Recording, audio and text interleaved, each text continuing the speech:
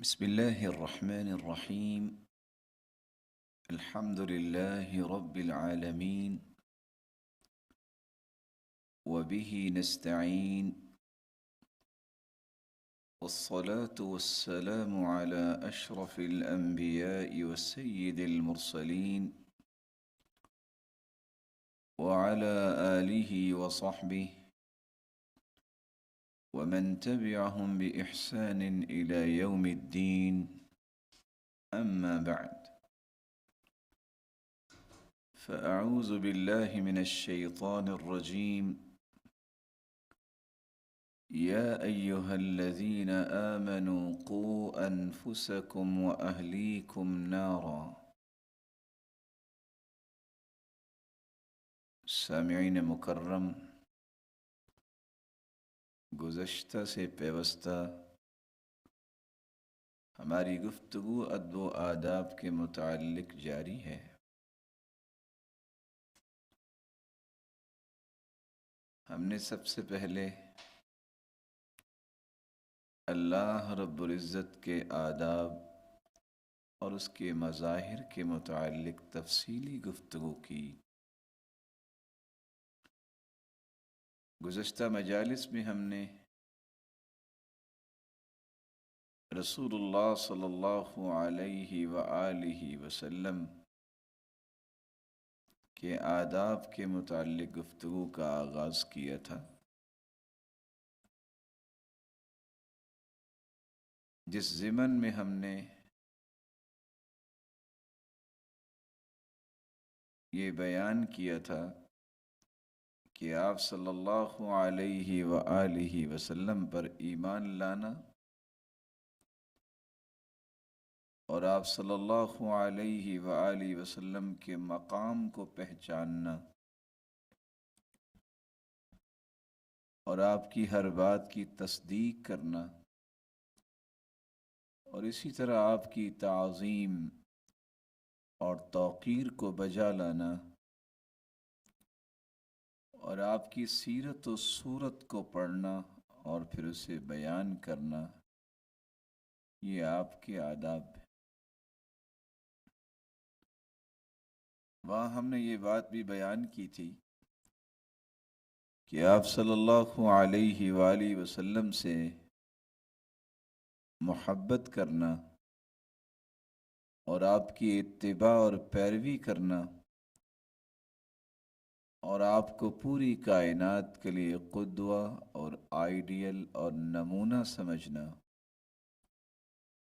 اور جس چیز سے آپ نے روک دیا اس سے رک جانا، اور جس بات کا حکم دے دیا اسے بجا لانا، یہ بھی آپ صلی اللہ علیہ وسلم کے آداب ہیں۔ اسی طرح ہم نے یہ بیان کیا تھا کہ زندگی کے جملہ معاملات میں آپ کی اطاعت کرنا اور آپ کے ہی فیصلے کو اٹل فیصلہ تسلیم کر لینا اور آپ پر درود پڑھنا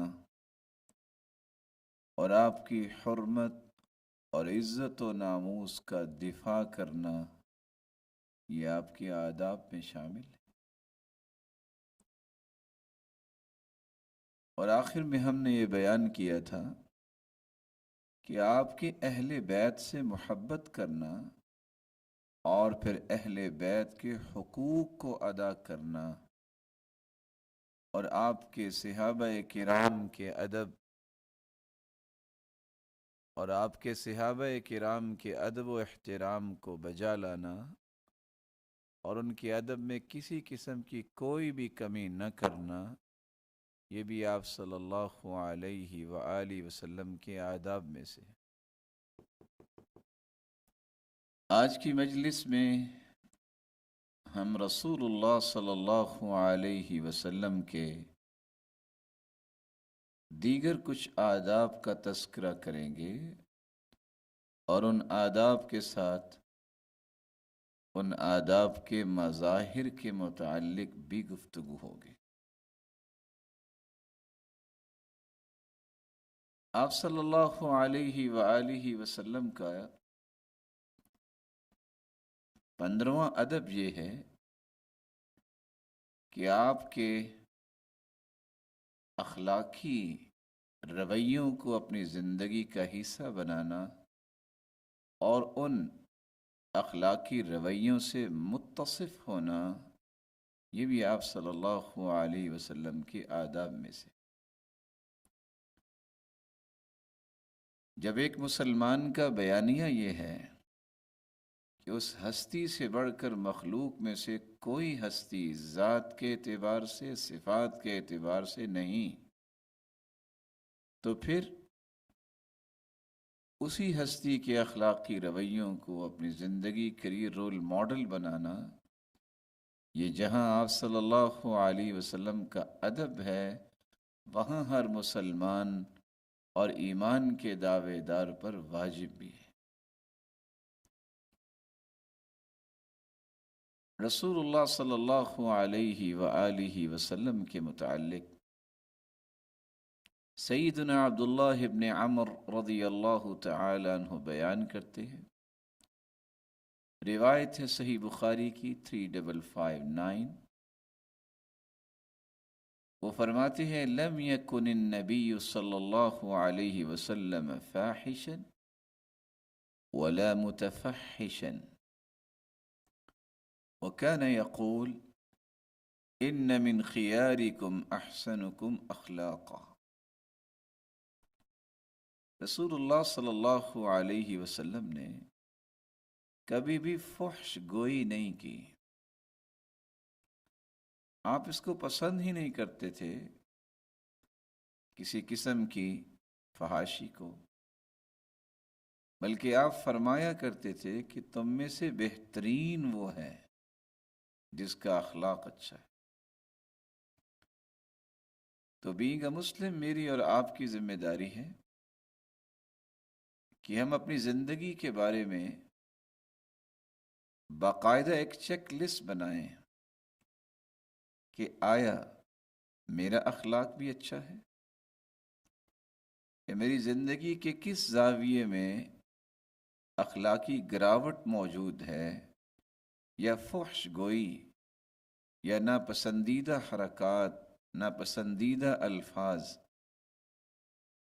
یا ایسے الفاظ جو فحاشی پہ مبنی ہیں، کیا کہیں میری زبان یا میرے قلم یا میرے ہاتھ سے سرزد تو نہیں ہوتے؟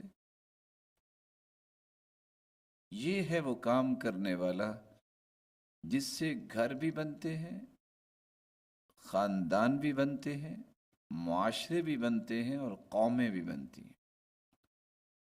قوم و ملت کو افق فکری جو رسول اللہ صلی اللہ علیہ وسلم نے عطا کی تھی، وہ اخلاقی رویوں کو بلند کرنے کے ساتھ تھی۔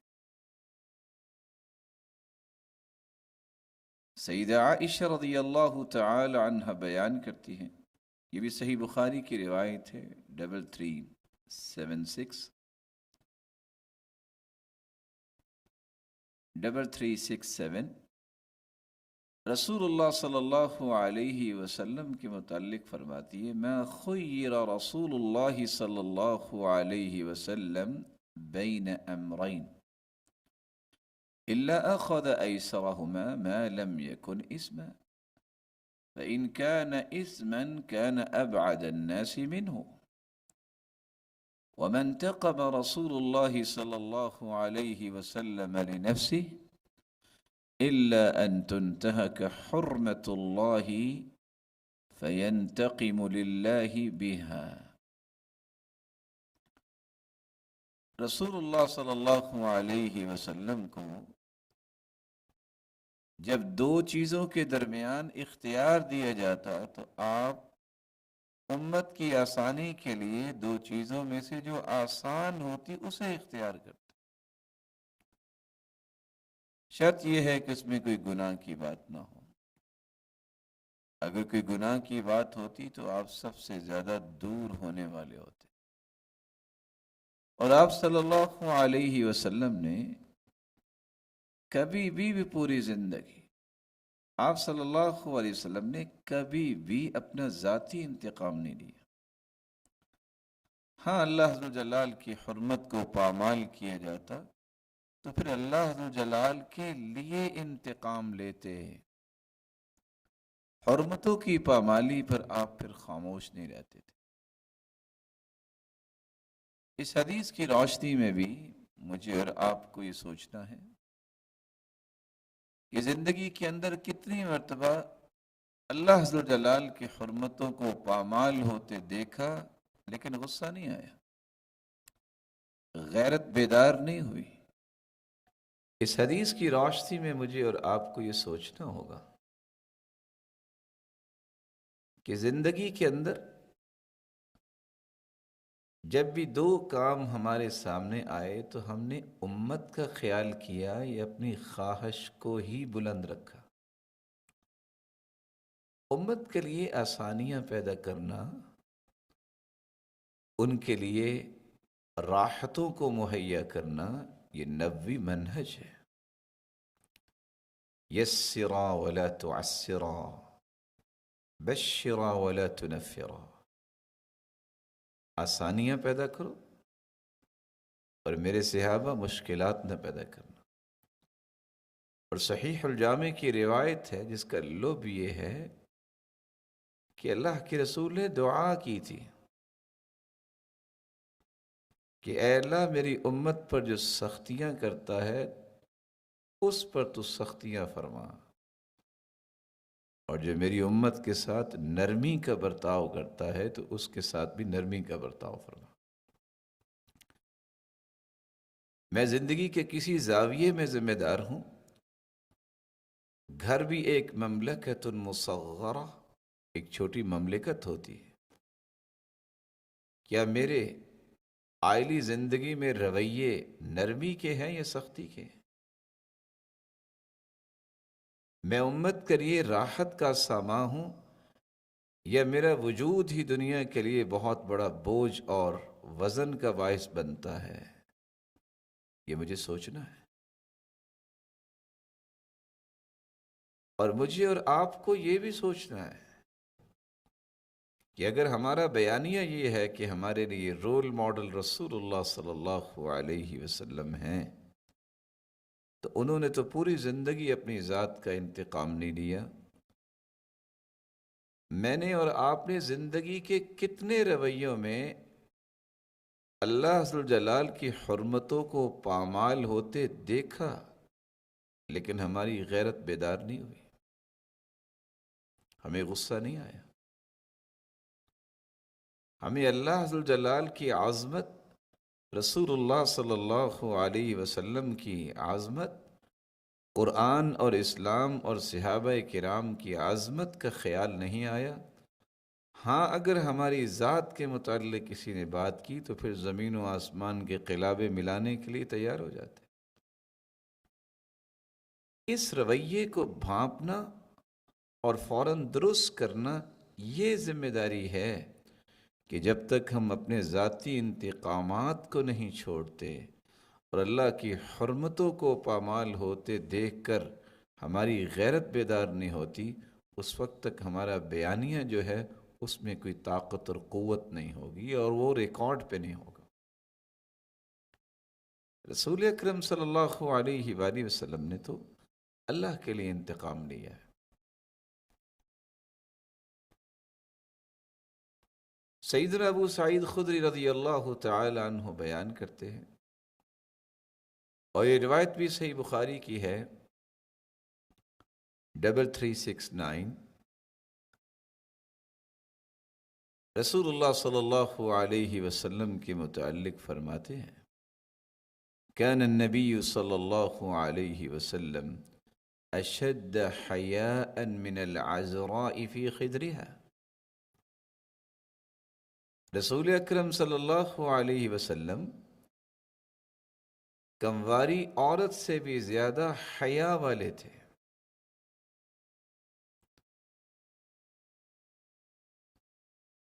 کس قدر یہ خوبصورت رویہ ہے کہ رسول اللہ صلی اللہ علیہ وآلہ وسلم کو اللہ عز و جلال نے کتنے حیا سے نوازا ہوا تھا کہ آپ صلی اللہ علیہ وسلم کے متعلق جو صحابی نے الفاظ بیان کیے ہیں کہ آپ صلی اللہ علیہ وسلم کے اندر اس قدر حیا تھا کہ کسی کنواری عورت کے اندر وہ حیا نہیں ہے. مومنہ پاک دامن عورت، اس کے اندر بہت حیا ہوتا ہے. اللہ ذوالجلال نے اپنے پیغمبر کو کائنات میں سب سے زیادہ باحیا بنایا. کیا میری اور آپ کی ذمہ داری نہیں کہ ہم اس بات کو بھی سوچیں کہ ہماری گفتگو کتنی حیا باختہ ہے؟ زندگی کے کس کس رویے میں حیا کے پہلو کو چھوڑتے نظر آتے ہیں؟ اگر تو بیانیہ ہے کہ ہمیں اللہ کے رسول سے سچی محبت ہے اور دعویٰ ہے کہ ہم اسے رول ماڈل سمجھتے ہیں، تو پھر ہمیں اس حیا کی مبارک چادر جو ہے کبھی بھی نہیں اتارنی چاہیے. سیدنا ابو ہریرہ رضی اللہ تعالی عنہ آپ صلی اللہ علیہ وسلم کے ایک چوتھے رویے کو بیان کر رہے ہیں، اور یہ بھی صحیح بخاری کی روایت ہے 3367. ما عاب رسول اللہ صلی اللہ علیہ وسلم طعاما قط ان اشتهاه اکلہ وإلا ترکہ. آپ صلی اللہ علیہ وسلم جب انہیں کھانا پیش کیا جاتا تو آپ کا رویہ کیا تھا کہ آپ کو اگر کوئی کھانا اچھا لگتا تو آپ اسے تناول فرماتے، اور اگر آپ کو اچھا نہ لگتا تو آپ عیب نہ نکالتے. آپ صلی اللہ علیہ وآلہ وسلم نے کھانے کا عیب نہیں نکالا. آج دسیوں گھر صرف اس لیے ٹوٹتے ہیں کہ بس مجھ سے جی غلطی ہوگی، نمک اور مرچ زیادہ ہو گئی، اور نتیجتاً پھر تو تکرار پہ بات پہنچی اور گھر ٹوٹ گیا.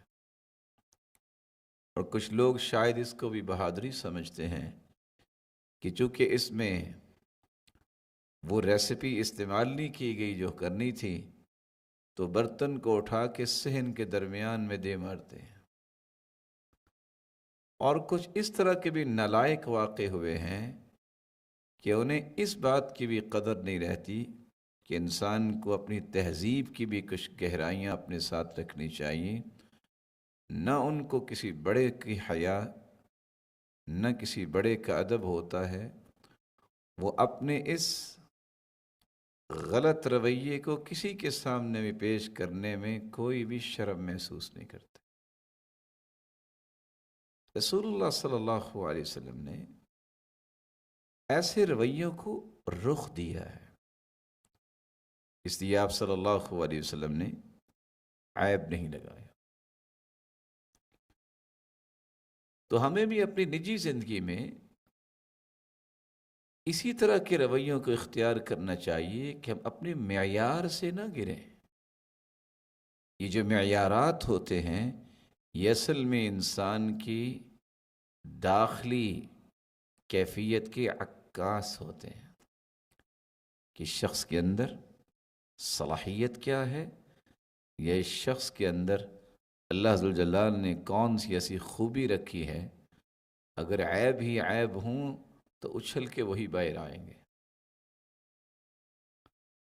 آپ صلی اللہ علیہ وآلہ وسلم کے ایک پانچواں رویہ جس کو اپنانے کی بہت ضرورت ہے، اور وہ رویہ یہ ہے جس کو سیدہ عائشہ رضی اللہ تعالی عنہ بیان کرتی ہیں. صحیح بخاری کی روایت ہے 3374.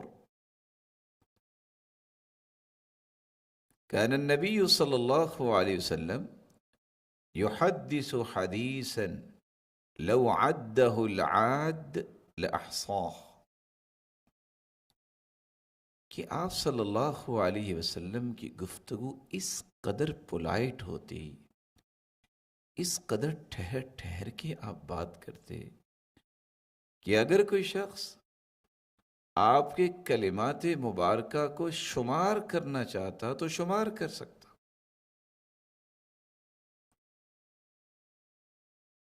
تفہیم کے لیے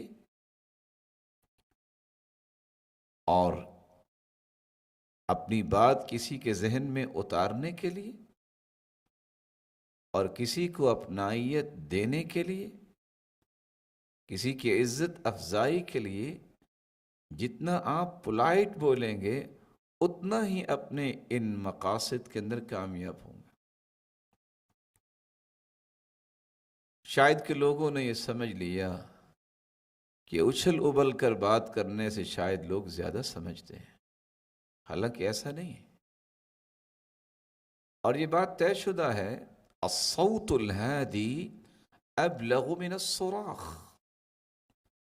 چیخنے چلانے سے زیادہ بلیغ بات وہ ہوتی ہے جو بڑی نرمی والی ہو۔ ان رویوں کو آپ بھی جانتے ہوں گے ناظرین کرام، کہ مرر کو، گلاسز کو کاٹنے کے لیے ہتھوڑے سے نہیں کاٹا جاتا، اس کو نرم پانی کے ساتھ ہی اس انداز سے کاٹا جاتا ہے۔ پانی کی کیا طاقت لوگ سمجھتے ہیں، لیکن اس کے ساتھ مرر اور گلاسز کو کاٹ دیا جاتا ہے اور پتھر کٹ جاتے ہیں۔ تو کبھی بھی ہمیں اس بات کو نہیں دیکھنا چاہیے، ہر ایک چیز کا ایک محل ہوتا ہے، مقام ہوتا ہے۔ اللہ کے رسول صلی اللہ علیہ وسلم نے جمعہ پڑھاتے وقت اپنی آواز کو بلند کیا ہے، وَقَدْ عَلَا صَوْتَ، آپ صلی اللہ علیہ وسلم نے وَكَأَنَّهُ مُنذِرُ جَيْشٍ، جیسا کہ کسی دشمن سے ڈرا رہے ہیں، لیکن آپ کی جملہ گفتگو جو صحابہ کرام کے ساتھ ہوتی رہی، آپ سمجھاتے رہے، وہ انتہائی نرمی کے ساتھ ہوتی تھی۔ تکمیلا للفائدہ، اس بات میں ایک فائدے کو مکمل کرنے کے لیے تین زاویے ہمیشہ سامنے رکھنے چاہیے۔ لکھنے والے لکھاری لکھتے ہیں کہ ایک ہوتی ہے تقریر، ایک ہوتا ہے درس، اور ایک ہے خطبہ جمعہ۔ رسول اکرم صلی اللہ علیہ وسلم نے زندگی میں جب بھی درس دیا ہے، وہ انتہائی میٹھے انداز سے، حکمت سے، موعظہ حسنہ کے ساتھ اور انتہائی اپنائیت کے ساتھ، گویا کہ ایک ایک لفظ وہ سامعین کے دل میں اتار رہے ہوتے تھے۔ اور درس کا مطلب یہ ہے کہ سابقہ جتنے بھی رجحانات ہیں ان کو مٹا کر ایک نیا رجحان پیدا کر دینا، کسی قسم کے میل کچیل ذہن میں، دماغ میں، دل میں ہے، اس کو دھو کر ثقل کر دینا اور ایک نیا رنگ چڑھا دینا۔ اور یہ اپنائیت اور محبت اور یہ گانگت کے بغیر ممکن نہیں ہوتا۔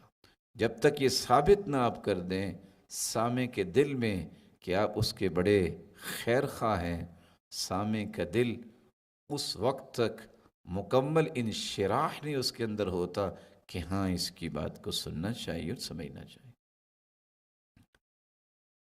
تقریر جو ہے یہ قرر یقرر تقریراً سے ہے، کسی چیز کو ثابت کرنا۔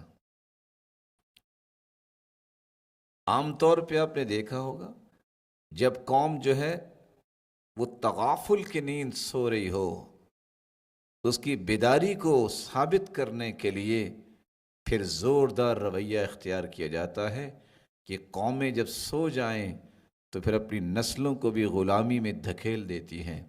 ایسی قوموں کو بیداری اور شعور دینے کے لیے بسا اوقات سامعین کے جذبات کی ڈوریاں اپنے ہاتھ میں لینی پڑتی ہیں، اور پھر ایسی مسجع اور مقفع کلام بھی لانی پڑتی ہے جس سے ان کی بیداری میں اس قدر جو ہے ارتعاش آتا ہے، تحرک آتا ہے، وہ سمجھتے ہیں کہ ہاں ہم اس وقت غفلت کی نیند میں سو رہے تھے اور ہمیں بیدار ہونا چاہیے۔ یہ وہ خطباء کا میدان ہے جب وہ خطابت کی رعنائی کے ساتھ قوم کے ٹیڑھ پن کو کس قدر درستگی کا رخ دے دیتے ہیں۔ اور تاریخ نے ثابت کیا کہ 55 سال کی لڑائی ایک خطبے سے ختم ہو گئی۔ اور خطبہ جمعہ یہ 8 دن کا ایک پیکج دینا ہوتا ہے جس میں رسول اللہ صلی اللہ علیہ وسلم نے یہی کچھ اختیار کیا کہ آپ اللہ ذوالجلال کے احکامات کو بیان کرتے اور ساتھ اس بات سے ڈراتے کہ اگر کسی قسم کی کمی کوتاہی ہوئی تو اس کا نتیجہ کیا ہو سکتا ہے۔ تو ہمیں ان رویوں کو بہر صورت اپنی زندگی میں دیکھتے رہنا چاہیے اور انہی رویوں سے رہنمائی لیتے رہنا چاہیے۔ رسول اللہ صلی اللہ علیہ وآلہ وسلم کی زندگی کا ایک چھٹا رویہ تھا جس کو آج زندگی کی باٹم لائن بنانا چاہیے، اور وہ رویہ یہ ہے، صحیح الجامع کی روایت ہے، رسول اللہ صلی اللہ علیہ وآلہ وسلم کے صحابی بیان کرتے ہیں، رسول اللہ صلی اللہ علیہ وسلم کی زوجہ مطہرہ سیدہ عائشہ رضی اللہ تعالی عنہ بیان کرتی ہیں، صحیح الجامع کی روایت 4618 اور سلسلہ صحیحہ کی روایت 2051، کان ابغض الخلق الیہ الکذب۔ آپ صلی اللہ علیہ وسلم کو سب سے برا اخلاقی رویہ یہ لگتا تھا جھوٹ بولنا۔ بڑے تعجب کی بات ہے کہ آج چلاکی کا استعارہ بن گیا ہے تو وہ جھوٹ بن گیا۔ سمجھدار سے سمجھدار کہتا ہے کہ جھوٹ کے بغیر جو ہے وہ تجارت نہیں ہوتی۔ کون سے تاجر ہو آپ؟ کہ سیدنا عثمان بن عفان اور سیدنا عمرو بن عوف رضی اللہ عنہما نے تجارت نہیں کی؟ آپ نے کیا تجارت کی ہے؟ صف اول کے تاجر تھے عبد الرحمن ابن عوف، لیکن وہ کہتے ہیں میری تجارت کی بلندی کا راز یہ ہے کہ میں نے کبھی بھی تجارت میں زندگی میں جھوٹ نہیں بولا۔ اور آپ صلی اللہ علیہ وآلہ وسلم کا تو مبارک رویہ یہ تھا، کان اذا اطلع علی اہل بیت، اللہ کے رسول صلی اللہ علیہ وسلم کو جب پتہ چل جاتا کہ کسی نے جھوٹ بولا ہے، اس وقت تک آپ گفتگو ہی نہ کرتے اس سے حتی یحدث منہ توبہ، جب تک اسے توبہ نہ کروا لیں۔ آج معاشرے کے اندر دسیوں بلنڈرز ہو جاتے ہیں اور اس پہ پردہ ڈالنے کے لیے وہ دبیز چادریں ڈھونڈی جاتی ہیں، تکلف کرتے ہوئے، ملمہ کاری کرتے ہوئے کہ بس یہ کسی طریقے سے چھپ جائے، معذرت نہ ہو۔ رسول اکرم صلی اللہ علیہ وسلم کا یہ مزاج مبارک نہیں تھا۔ وہ صداقت اور دیانت اور امانت داری کی تربیت دیتے تھے، بڑی شفافیت کے ساتھ صحابہ کرام کی تربیت کی کہ کوئی شخص ان کے اخلاقی رویوں کی طرف انگلی نہیں اٹھا سکتا، اور معاشرہ بنتا ہی ایسے ہے۔ صداقت کے بغیر کسی معاشرے کی کوئی بھی قیمت یا کوئی بھی اس کا ویٹیج نہیں ہوتا۔ رسول اللہ صلی اللہ علیہ وآلہ وسلم کی زندگی کا ایک ساتواں رویہ سیدنا عبداللہ ابن بصر رضی اللہ تعالیٰ عنہ بیان کرتے ہیں، صحیح الجامع کی روایت ہے 4638، كان إذا أتى باب قوم لم يستقبل الباب من تلقاء وجهه ولكن من ركنه الأيمن أو الأيسر ويقول السلام عليكم السلام عليكم۔ آپ صلی اللہ علیہ وسلم جب کسی کے گھر تشریف لاتے، اس قدر ادب ہے اور معاشرے کو بھی اس ادب کی اس قدر ضرورت ہے کہ آپ نبی ہونے کے باوجود، پوری کائنات سے اعلیٰ ہونے کے باوجود، آپ کسی کے دروازے پر بھی آتے تو آپ دروازے کے سامنے نہیں کھڑے ہوتے تھے، آپ دروازے کی دائیں جانب یا بائیں جانب کھڑے ہوتے تاکہ نظر نہ پڑے. اور آپ صلی اللہ علیہ وسلم نے فرمایا بھی یہ تھا انما جعل الاذن لاجل البصر، اجازت لینے کا حکم تو دیا ہی اس لیے گیا ہے کہ کسی کی نظر نہ پڑے. آپ صلی اللہ علیہ وسلم پھر سلام کہتے السلام علیکم السلام علیکم. اور تعجب کی بات یہ ہے کہ اتنی بڑی ذات جس کو اللہ نے اتنا ہی عالی اخلاق اور کردار عطا کیا تھا کہ وہ کہیں بھی اور کبھی بھی دروازے کے سامنے نہیں کھڑے ہوتے تھے، دائیں یا بائیں کھڑے ہو کے سلام کہتے، اجازت ملتی تو آپ تشریف لاتے. 3 مرتبہ اجازت لینے کے بعد آگے سے جواب نہیں آیا اور اللہ کے رسول صلی اللہ علیہ وسلم بھی اپنے گھر واپس چلے گئے. آج اس رویے کو پرکھنے کی ضرورت ہے. امام اوزاعی سے جب کسی نے پوچھا تھا کہ ما حد الطفل الذي يستأذن، اس بچے کی عمر کتنی ہونی چاہیے جو اجازت لے کے کسی کے گھر جائے، تو انہوں نے جواب دیا تھا 4 سنین، 4 سالہ بچے کو اجازت سکھا دینی چاہیے کہ بیٹا کسی کے گھر جاتے ہیں تو اجازت لے کے جاتے ہیں. آج 40 سالہ بچہ بھی بغیر اجازت کے چلا آتا ہے اور اس کے پاس دلیل یہ ہوتی ہے کہ میری فرسٹ کزن ہے اور میری سیکنڈ کزن ہے اور میری فلاں ہے. رسول اکرم صلی اللہ علیہ وسلم نے تو یہ تربیت نہیں دی. ذمہ داری ہے کہ آپ جب کسی کے گھر جائیں تو دروازے پر دائیں یا بائیں کھڑے ہو کے دروازہ کھٹکھٹائیں، سلام کہیں، استئناس پیدا کریں، اجازت طلب کریں. اجازت ملے تو آ جائے، وگرنہ آپ اپنے گھر واپس چلے جائیں.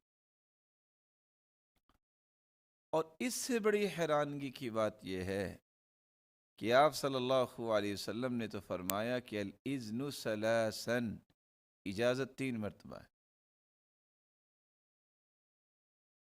اور معاشرہ یہ بتاتا ہے آج کہ اگر کوئی کسی کے پاس آ جائے تو دروازے کو کھٹکھٹاتا ہے اور یہ کہتا بھی ہے ساتھ میں آ گیا ہوں نا، یا میں نہیں، یا دروازہ نہیں. یہ کوئی بھی اچھا رویہ نہیں ہے. اور کچھ لوگ تو بڑے فخر سے اس بات کو کوڈ کرتے نظر آتے ہیں کہ فلاں شخص گیا اور اس نے اپنے پاؤں کے ساتھ دروازہ کھولا. بھلا کسی انسان کو بھی یہ روا ہے کہ وہ ایسا کرے؟ یہ کام کرنے کے لیے اللہ نے دیگر بھی مخلوق پیدا کی ہوئی ہے، تو وہ کافی ہے یہ کام کرنے کے لیے. انسان کو تو اشرف المخلوقات بنایا ہے، اس کے رویے بھی اشرف ہونے چاہیے، بلند ہونے چاہیے اور خوبصورت ہونے چاہیے.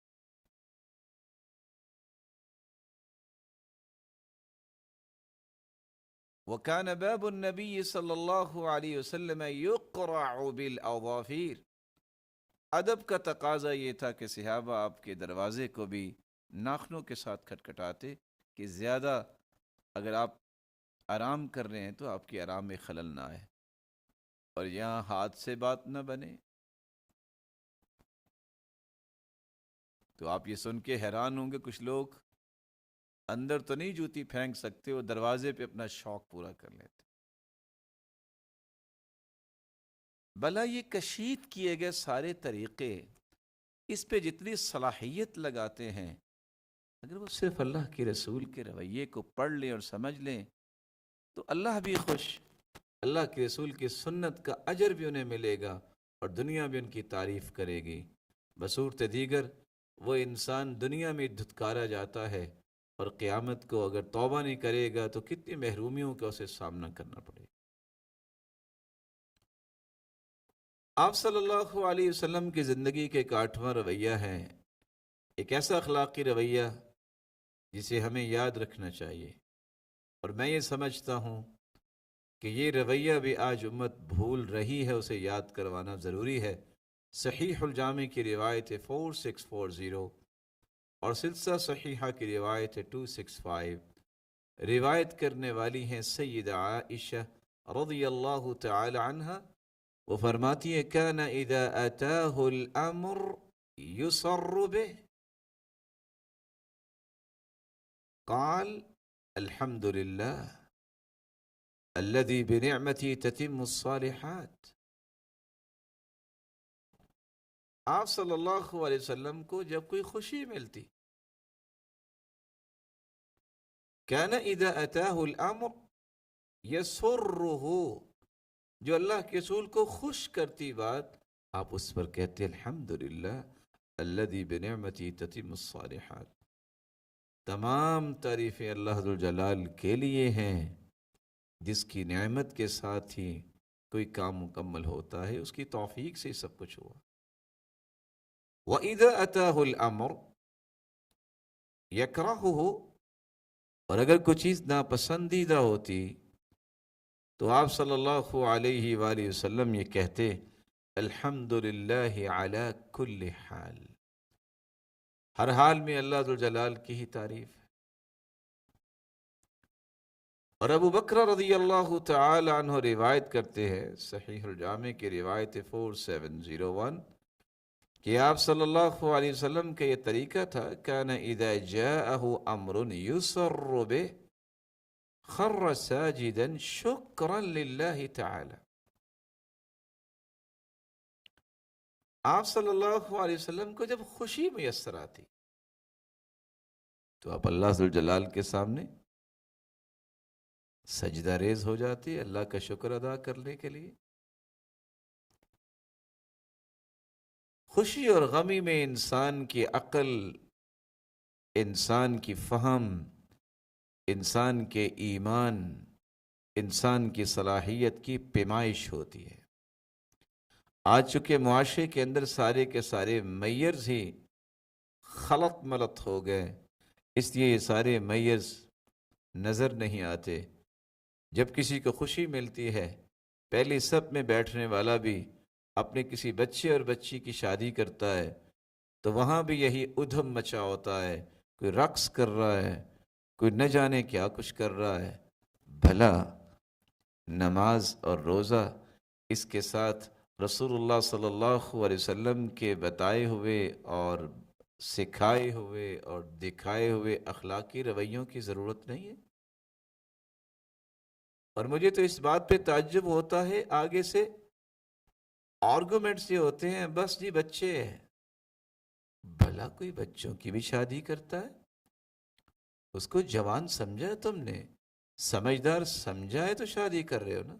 اور بچے تو آپ کے ہیں کہ آپ ان کے بچے ہیں؟ یہ کیا بھلا بات ہوئی کہ بچے ہیں؟ تو بچوں کو سمجھائے گا کون؟ یہ چائلڈش حرکات تو بچے کرتے ہیں تو ان کو سمجھائے گا کون؟ سکھانا کس نے ہے؟ تربیت کس نے دینی ہے؟ گرومنگ کون کرے گا؟ ان کی بیوٹیفیکیشن کون کرے گا؟ پیوریفیکیشن کی ذمہ داری کس کی ہے؟ ایکسیلنس کی طرف لانے کی جو ایفرٹس ہیں وہ کن کی ذمہ داری ہے؟ والدین کی ذمہ داری ہے۔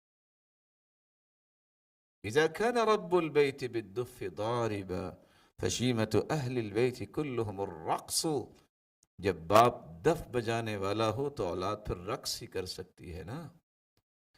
لیکن اگر یہ غیرت ایمانی والدین کے اندر ہو تو پھر اولادیں بھی قرآن پڑھتی نظر آتی ہیں، وہ دینی رویوں کو بکھیرتی نظر آتی ہیں اور دینی شعارات کو قائم رکھتی نظر آتی ہیں، بلکہ مثالی معاشرہ قائم کرتی نظر آتی۔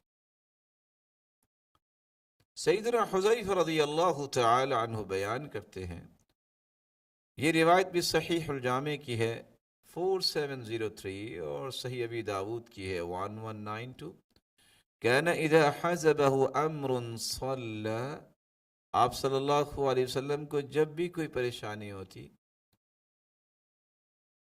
کوئی چیز پریشان کرتی تو اس کا حل کیا کرتے؟ نماز پڑھتے۔ کوئی غم آ جائے، کوئی فکر لاحق ہو تو اس فکر کو دور کرنے کا طریقہ تو اللہ ذو الجلال کی طرف رجوع کرنا ہے کہ اپنا نقصان مزید کرنا ہے۔ یہ کیا بھلا بات ہوئی کہ بندہ سمجھدار ہے، ڈگری ہولڈر ہے، معمولی سی پریشانی ہوئی ہے تو وہ اپنے ہی کپڑوں کو پھاڑنے لگ گیا، گریبان چاک کر رہا ہے، اپنے ہی چہرے کو نوچ رہا ہے، اپنے ہی چہرے کو پیٹ رہا ہے، تھپیڑے مار رہا ہے، جاہلیت کے بول بول رہا ہے، کبھی کسی دیوار سے ٹکر لگا رہا ہے، کبھی کچھ کر رہا ہے۔ یہ رویے بھلا رسول اللہ صلی اللہ علیہ وآلہ وسلم نے سکھائے ہیں؟ ان کو تو کنٹرول کرنا سکھایا ہے۔ یہ کہہ کر لیس منا من لطم الخدود وشق الجیوب ودعا بدعوى الجاہلیہ، جس نے اپنے ہی چہرے کو نوچا اور پیٹا، اور جس نے اپنے گریبان کو چاک کیا اور جاہلیت کے بول بولے، اس کا میرے ساتھ تعلق ہی نہیں ہے۔ اور عموماً یہ رویے پہلے تو عورتوں میں تھے، اب یہ مردوں میں بھی آ گئے۔ اور عورتوں کے متعلق تو اللہ کے رسول صلی اللہ علیہ وسلم نے بڑے واشگاف الفاظ میں فرمایا، لعن اللہ الخامشۃ وجہها والشاقۃ جیبها والداعیہ بالویل والثبور۔ لعنت ہے ایسی عورت پہ جو اپنے چہرے کو نوچتی ہے، گریبان چاک کرتی ہے اور جاہلیت کے بول بولتی ہے۔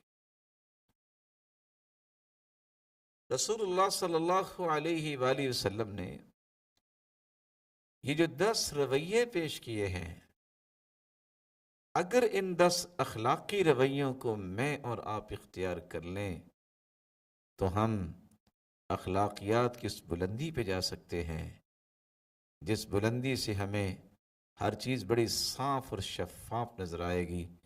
جس طرح بلندی پہ پرندہ چلا جائے، جہاز چلا جائے تو ٹربلس ایریے سے اپنے آپ کو دور لے جاتا ہے، اس طرح دنیا کی رنگینیاں اور دنیا کے اندر اٹھنے والے فتنے وہ آپ پہ اثر انداز نہیں ہوں گے۔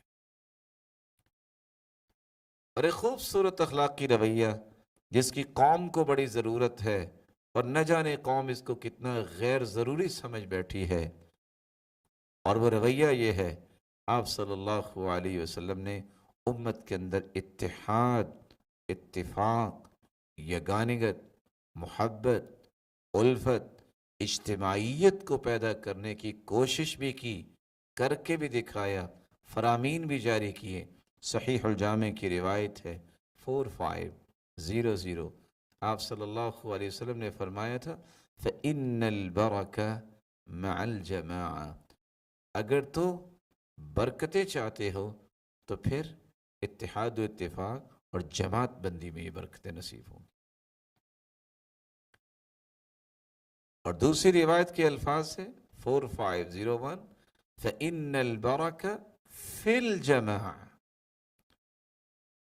آپ سمجھو کہ میں ایک بہت بڑا دریا اور سمندر ہوں، اور میں مل کے کام کروں گا تو میری حیثیت ختم ہوگی۔ آپ کی حیثیت ساری زندگی نہیں بن سکتی جب تک آپ اتحاد و اتفاق کا سبق نہیں لیتے۔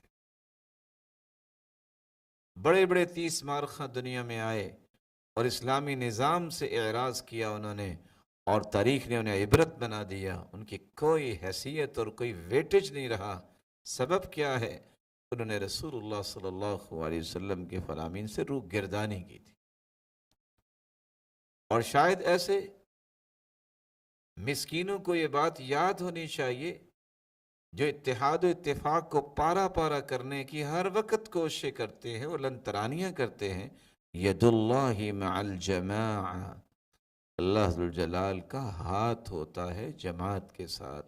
مل جل کے رہنے سے، اتحاد و اتفاق سے انسان کے اندر قوت آتی ہے، ان کو توڑنے کی کسی کے اندر طاقت نہیں ہوتی۔ رسول اللہ صلی اللہ علیہ وآلہ وسلم نے تو اس سے بڑی بات کر دی، جو بات مجھے اور آپ کو ہر وقت یاد رہنی چاہیے، اور وہ بات کتنی خوبصورت ہے کہ رسول اللہ صلی اللہ علیہ وسلم نے فرمایا الجماعت رحمہ، یہ رحمت کے متمنی، رحمت کا شوق اور ذوق اپنے اندر رکھنے والے، ان کو یہ یاد رہنا چاہیے کہ اللہ کی رحمت کیسے ملے گی۔ آپ صلی اللہ علیہ وسلم نے فرمایا الجماعت رحمہ، مل جل کے اتحاد و اتفاق کے ساتھ اگر رہو گے تو اللہ کی رحمتوں کے سائے تلے رہو گے. والفرقۃ عذاب، صحیح الجامع کی روایت 3109. ایک بہت بڑا میسج ہے کہ میرے اخلاقی رویوں کی افتاد یہ ہونی چاہیے کہ میں کبھی بھی اتحاد و اتفاق کا مخالف نہ ہوں. کیوں؟ والفرقۃ عذاب، یہ جو افتراق ہے، توڑ پھوڑ کا نظریہ، یہ اچھل ابل کے کام کرنے والے لوگ اور اکھاڑ پچھاڑ کے ماہرین، ان کو یہ یاد رہنا چاہیے اللہ کے عذاب کو دعوت دینا ہے، اتحاد و اتفاق کو توڑنا. رسول اللہ صلی اللہ علیہ وسلم نے اس لیے فرمایا تھا کہ جو شخص یہ چاہتا ہے کہ جنت کے بالا خانے اسے نصیب ہو جائیں تو اسے کیا کرنا ہے؟ من اراد بحبوحة الجنہ فلیلزم الجماعہ. اتحاد و اتفاق کے بغیر جنت کے بالا خانے بھی نصیب نہیں ہوں گے. یہی وجہ ہے کہ چھوٹی چھوٹی اور ذاتی قسم کی آرا، اپنی ہی ٹیڑھ پن سے کشید کی گئی بہت ساری باتوں کو سامنے رکھتے ہوئے گالی گلوچ کرنا، طرح طرح کے طنز اور طرح طرح کے جملے کسنا اور طرح طرح کے الزامات لگانا، یہ ایک معمولی شیوہ بن گیا ہے.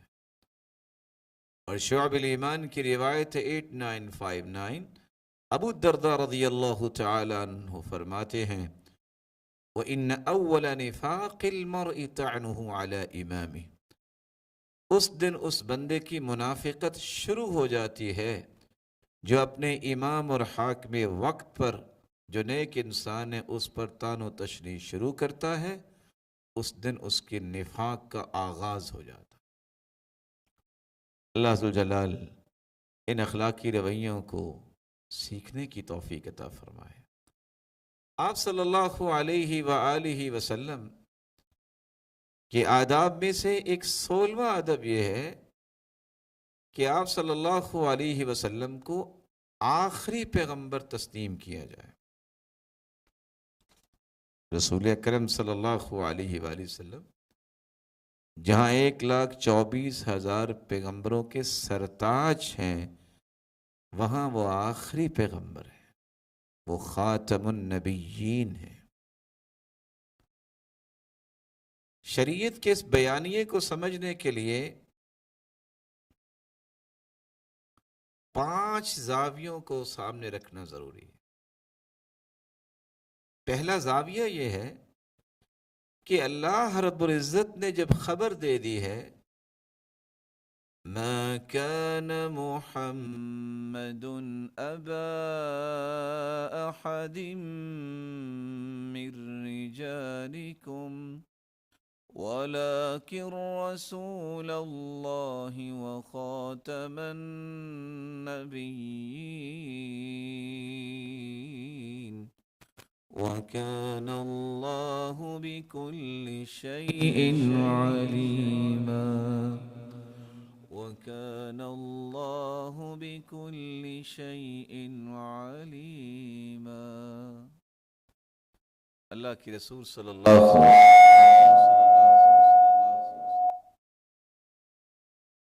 رسول اللہ صلی اللہ علیہ وسلم خاتم النبیین ہے. اور سیدنا عبداللہ ابن عباس رضی اللہ تعالی عنہ فرمایا کرتے تھے اس آیت کی تفسیر میں، اللہ ذو الجلال فرماتے ہیں لَوْ لَمْ أَخْتِمْ بِهِ النَّبِيِّينَ لَجَعَلْتُ لَهُ ابْنًا يَكُونُ بَعْدَهُ نَبِيًّا. اگر میں نے اپنے محبوب کو خاتم النبیین نہ بنایا ہوتا تو میں پھر کوئی بیٹا زندہ رکھتا جو ان کے بعد نبی ہوتا. اللہ ذو الجلال نے بھی خبر دی کہ آپ صلی اللہ علیہ وسلم خاتم النبیین. پھر لوح محفوظ میں بھی اللہ نے یہی کچھ لکھا. عرباض بن ساریہ الفزاری بیان کرتے ہیں، ابن حبان کی روایت ہے 6404، رسول اللہ صلی اللہ علیہ وسلم نے فرمایا، انی عند اللہ مکتوب بخاتم النبیین، میں اللہ ذوالجلال کے ہاں لوح محفوظ میں میرا لکھا ہوا ہے کہ میں خاتم النبیین، وَإِنَّ آدم لَمُنْجَدِلٌ فِي طِينَتِهِ، ابھی آدم علیہ السلام کو اللہ ذوالجلال نے پیدا نہیں کیا تھا تو مجھے خاتم النبیین بنایا ہوا تھا۔ ایک تیسرا زاویہ بھی ہے کہ اللہ ذوالجلال نے انبیاء علیہم السلام سے 2 مرتبہ اس بات کا اقرار لینا ہے، ایک مرتبہ اقرار لے لیا اور ایک مرتبہ قیامت کے دن تمام انبیاء اس بات کا اقرار کریں گے کہ اللہ کے رسول خاتم النبیین۔ وَإِذْ أَخَذَ اللَّهُ مِيثَاقَ النَّبِيِّينَ لَمَا آتَيْتُكُم مِّن كِتَابٍ وَحِكْمَةٍ ثُمَّ جَاءَكُمْ رَسُولٌ مُصَدِّقٌ لِّمَا مَعَكُمْ لَتُؤْمِنُنَّ بِهِ وَلَتَنصُرُنَّهُ قَالَ أَأَقْرَرْتُمْ وَأَخَذْتُمْ عَلَى ذَلِكُمْ إِصْرِي قَالُوا أَقْرَرْنَا قَالَ فَاشْهَدُوا وَأَنَا مَعَكُمْ مِنَ الشَّاهِدِينَ۔ اللہ ذوالجلال نے 1,24,000 پیغمبروں سے اقرار لیا کہ اگر میرا محبوب آپ کی زندگی میں آ جائے تو ایمان لاؤ گے، اس کی مدد کرو گے۔ تمام انبیاء نے اقرار کیا کیونکہ یہ آخری پیغمبر ہیں، ان کے بعد کوئی پیغمبر نہیں ہوگا، ان کی موجودگی میں کسی کا سکہ نہیں چلے گا۔ رسول اللہ صلی اللہ علیہ وآلہ وسلم نے ایک دوسری روایت میں آتا ہے، مسند احمد کی روایت ہے، والیوم 3 پیج 248، کہ قیامت کا دن ہوگا، حدیث شفاعت ہے، لمبی حدیث میں یہ الفاظ ہیں کہ لوگ آ کے عیسیٰ علیہ السلام سے گزارش کریں گے کہ ہماری سفارش کیجیے۔ تمام انبیاء سے ہوتے ہوئے آئیں گے، لیکن تمام انبیاء کیا کہیں گے؟ ائتوا محمدا فإنہ خاتم النبیین، تم سب لوگ محمد صلی اللہ علیہ وسلم کے پاس جاؤ اور اس ہستی سے جا کے گزارش کرو، وہ خاتم النبیین ہیں، وہ تمہاری سفارش کریں گے۔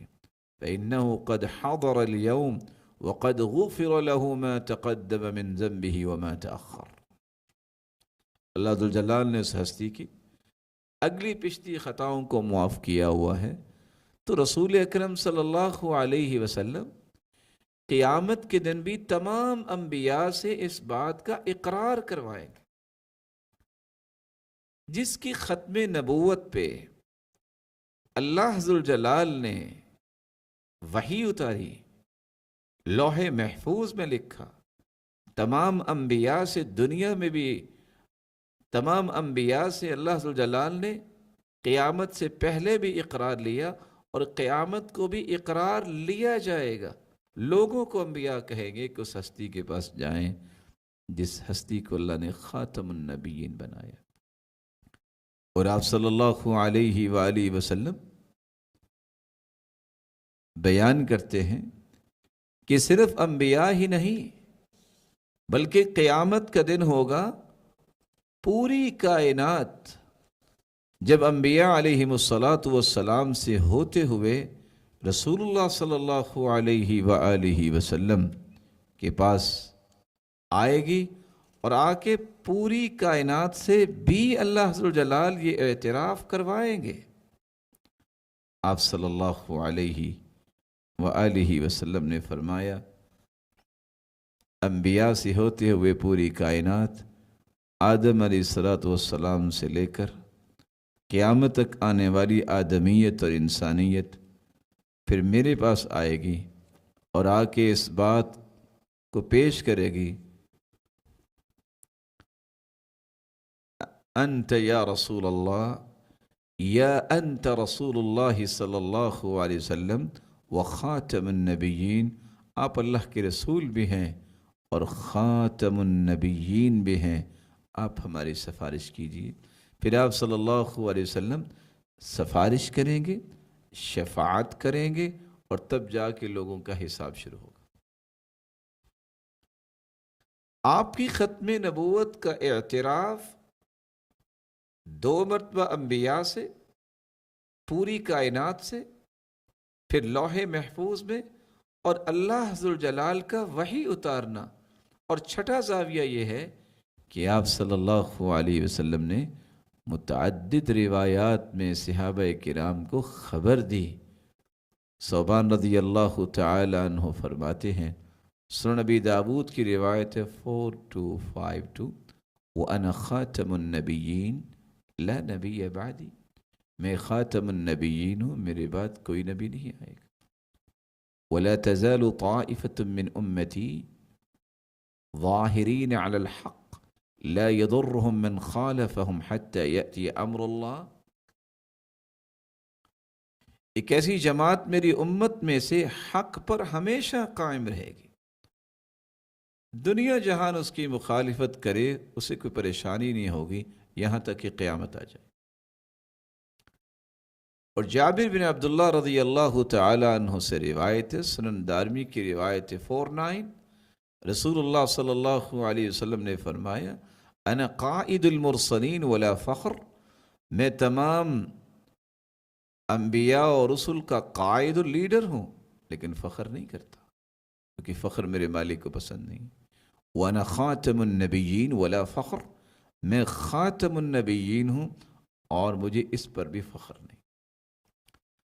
ثوبان رضی اللہ تعالی عنہ سے ایک دوسری روایت ہے جامع ترمذی میں 2219 کہ آپ صلی اللہ علیہ وسلم نے فرمایا لا تقوم الساعة حتى تلحق قبائل من امتی بالمشرکین وحتى يعبدوا الاوثان وانه سيكون في امتی 30 كذابون كلهم يزعم انه نبی وَأَنَا خَاتَمُ النَّبِيِّينَ لَا نَبِيَّ بَعْدِي۔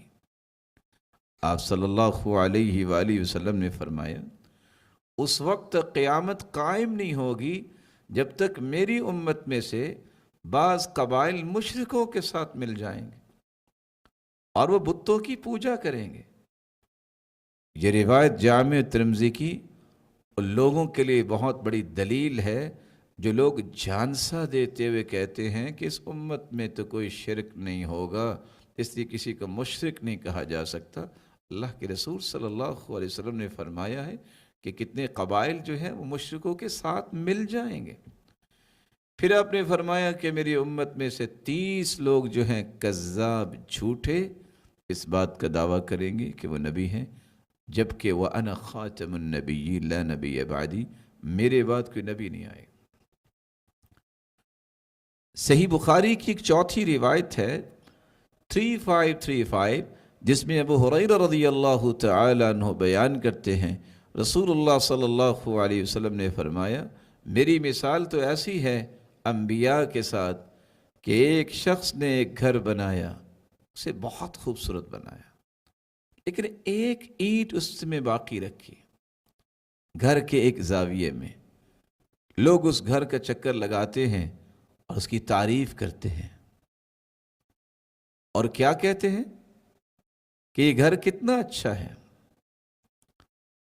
کاش یہ اینٹ بھی رکھ دی جاتی تو۔ ساتھ ہی اللہ کے رسول نے فرمایا فَأَنَا اللَّبِينَ وَأَنَا خَاتَمُ النَّبِيِّينَ، رسالت و نبوت کا یہ خوبصورت گھر مکمل کرنے والی اینٹ وہ میں ہی ہوں۔ اور میں نے اس مبارک سلسلے کو مکمل کر دیا۔ رسول اللہ صلی اللہ علیہ وآلہ وسلم کی ایک 5ویں روایت بھی ہے جس میں آپ صلی اللہ علیہ وسلم نے فرمایا، صحیح مسلم کی روایت ہے 2287، فَأَنَا خَاتَمُ النَّبِيِّ فَخَتَمْتُ الْأَنْبِيَاءَ۔ اسی طرح کی روایت جو صحیح بخاری کی ہے کہ ایک شخص گھر کا چکر لگاتا ہے، اسے گھر بہت پسند آتا ہے اور کہتا ہے کاش یہ اینٹ بھی مکمل ہو جاتی، تو ساتھ ہی آپ صلی اللہ علیہ وسلم نے فرمایا فَأَنَا مَوْضِعُ اللَّبِنَ جِئْتُ فَخَتَمْتُ الْأَنْبِيَاءَ، یہ اس جگہ کو پر کرنے والا میں ہی ہوں اور میں نے انبیاء کے اس مبارک سلسلے کو ختم کر دیا اور مکمل کر دیا۔ صحیح بخاری کی ایک روایت 3455، رسول اللہ صلی اللہ علیہ وسلم نے فرمایا كانت بنو اسرائیل تسوسهم الانبیاء كلما هلك نبي خلفه نبي وانه لا نبي بعدي وسيكون خلفاء فيكثرون۔ بنی اسرائیل کے انبیاء جو ہیں وہ بنی اسرائیل کے لیے سیاست کیا کرتے، حسن انتظام، حسن تدبیر، مانیٹرنگ کرنا، یہ سیاست کا معنی ہے۔ Check and balance, accountability. جب بھی کوئی پیغمبر اللہ کے پاس چلا جاتا تو بعد والا پیغمبر بھی وہی کام کرتا، لیکن یہ یاد رکھنا چاہیے لا نبی بعدی، میرے بعد کوئی نبی نہیں آئے گا۔ ہاں وسیکون خلفاء، خلفاء ہوں گے۔ تو رسول اکرم صلی اللہ علیہ وآلہ وسلم نے صحیح بخاری کی اس روایت میں 2 باتوں کا اشارہ کیا کہ بنی اسرائیل کے انبیاء سیاست کیا کرتے تھے، اور سیاست حسن انتظام، حسن تدبیر، monitoring, accountability, check and balance. اس سے دھوکہ نہیں کھانا چاہیے۔ آج کل کی سیاست یہ سوس سے ہے۔ سوس کا مطلب ہوتا ہے کیڑا نے، سوس کا مطلب ہوتا ہے کیڑا۔ حدیث کے الفاظ ہے کان یخرج السوس من التمر فیأکلہ، کھجور کو کھولتے، اگر کوئی کیڑا ہوتا اس کو نکال کے صاف کر کے پھر آپ تناول کرتے۔ ایک دوسرے کے کیڑے نکالنا، لیگ پولنگ کرنا، دوسرے کو ذلیل کرنا اور اکھاڑ پچھاڑ کرنا، یہ کوئی اسلامی سیاست نہیں ہے۔ یہ گرے ہوئے نیچ لوگوں کی سیاست ہوتی ہے۔ انبیاء کی سیاست تو بڑی پاکیزہ تھی، اس سے تو قومیں بلندی کی طرف جاتی تھی، قومیں جو ہیں برباد نہیں ہوتی تھی۔ قوموں کے کردار سازی اور قوموں کے اخلاقی رویوں کو بڑھاوا دیا جاتا تھا۔ یہاں ایک دوسرے کی عزت اور ذلت کا کھیل کھیلا جاتا ہے، اس کو اسلامی سیاست کا نام نہیں دیا جائے گا۔ رسول اللہ صلی اللہ علیہ وسلم نے یہ بھی فرمایا، سیدنا حذیفہ سے روایت ہے، اس 7ویں روایت صحیح الجامع کی ہے 4258، فی امتی کذابون دجالون 27 منہم 4 نسوہ، میری امت میں دجال اور کذاب آئیں گے 27، 4 عورتیں ہوں گی۔ وَإِنِّي خَاتَمُ النَّبِيِّينَ لَا نَبِيَّ بَعْدِي، میں خاتم النبیین ہوں، میرے بعد کوئی نبی نہیں آئے۔ ارباض بن ساریہ رضی اللہ تعالی عنہ روایت کرتے ہیں کہ رسول اللہ صلی اللہ علیہ وسلم نے فرمایا، مسند احمد کی روایت ہے، والیوم 4 پیج 127، اور سلسلہ صحیحہ کی روایت ہے 1546، آپ صلی اللہ علیہ وسلم نے فرمایا، انی عند اللہ لخاتم النبیین، انی عبد اللہ لخاتم النبیین، میں اللہ کا بندہ ہوں اور اللہ ذوالجلال کا بندہ ہونے کے ساتھ ساتھ میں خاتم النبیین ہوں۔ وَإِنَّ آدم علیہ السلام لَمُنْجَدِلٌ فِي طِينَتِي، جب آدم علیہ السلام ابھی ڈھانچے کی حالت میں مٹی کی صورت میں پڑے ہوئے تھے، اللہ ذوالجلال نے مجھے اس وقت بھی خاتم النبیین بنایا۔ رسول اکرم صلی اللہ علیہ وآلہ وسلم نے ایک نومی روایت میں بیان کیا، یہ صحیح مسلم کی روایت ہے 523، فضلت علی الانبیاء بست، 6 چیزوں کے ساتھ مجھے فضیلت دی گئی ہے انبیاء علیہم الصلاۃ والسلام پر. ان میں سے چھٹی چیز یہ ہے وَخُتِمَ بِي النَّبِيُّونَ، میرے ساتھ نبوت و رسالت کے خوبصورت تسلسل کو اللہ ذو الجلال نے مکمل فرمایا. 10ویں روایت جبیر بن مطعم رضی اللہ تعالی عنہ سے ہے، یہ بھی صحیح مسلم کی روایت ہے 2354، جس میں آپ صلی اللہ علیہ وسلم نے فرمایا کہ میرے ناموں میں سے ایک نام وَأَنَا الْعَاقِبُ الَّذِي لَيْسَ بَعْدَهُ أَحَدٌ، میرا نام العاقب ہے جس کے بعد کوئی نبی نہیں آئے گا. 11ویں روایت میں رسول اللہ صلی اللہ علیہ وسلم نے یہ الفاظ بھی فرمائے جو سیدنا جبیر بن مطعم رضی اللہ تعالیٰ عنہ سے مروی ہے، وَأَنَا الْعَاقِبُ الَّذِي لَيْسَ بَعْدَهُ نَبِيٌّ، میرا نام العاقب ہے اور میرے بعد کوئی بھی نبی نہیں آئے گا. 12ویں روایت میں سیدنا انس رضی اللہ تعالیٰ عنہ بیان کرتے ہیں، مسند احمد کی روایت ہے 13824، جس میں آپ صلی اللہ علیہ وسلم نے فرمایا